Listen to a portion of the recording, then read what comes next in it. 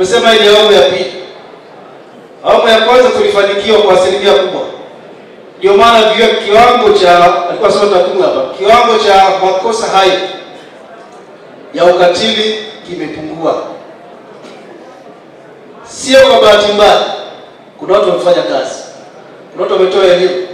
Kuna watu wamefanya uthubutu wa kwenda mpaka kwenye madarasa ya chini, chekechea, wakatoa elimu. Ndio maana ukatili umepungua. Lakini bado kuna viashiria. Ukatili kwa maeneo mengi. Ndio tunasema tuwaambie kabla haja haribiwa. Tunawaambia tu gani?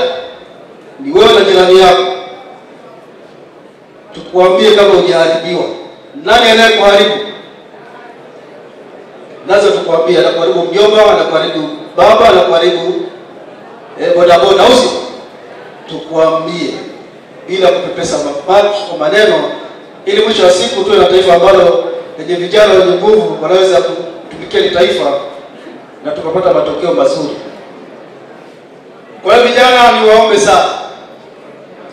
Elimu hii muhimu sana. Kila mmoja izingatie. Najua sio nyote mlioko hapa katika wilaya hii. Ila kama kuna ndugu yako, rafiki yako ambaye mko darasa moja, please kutoka hapa naye kamuelimisha. Wewe utakuwa ni mwalimu wa walimu. Tunawaambia kwa sababu kubwa mbili. Kwanza, kuwalinda nyie wenyewe kwa kipindi hiki.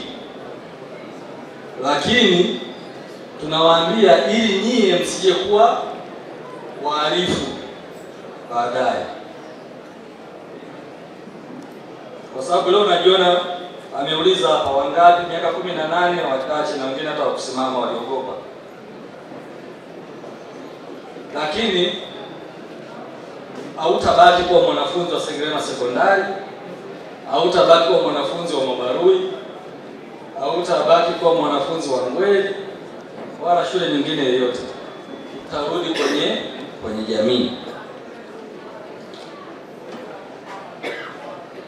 Usije alitupitisha hapa kwenye matukio. Na wakati anayataja sasa sijajua mlikuwa mnashangilia, mlikuwa mnasikitika au mlikuwa mnashangaa. Mlikuwa mnashangaa. Sasa huo ndio uhalisia wa huko mtaani.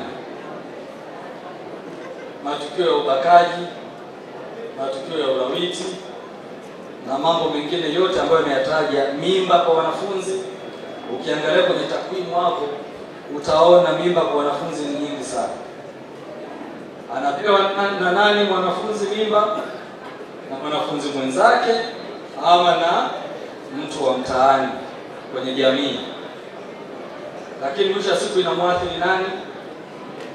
Wote, lakini hasa yule mwanafunzi.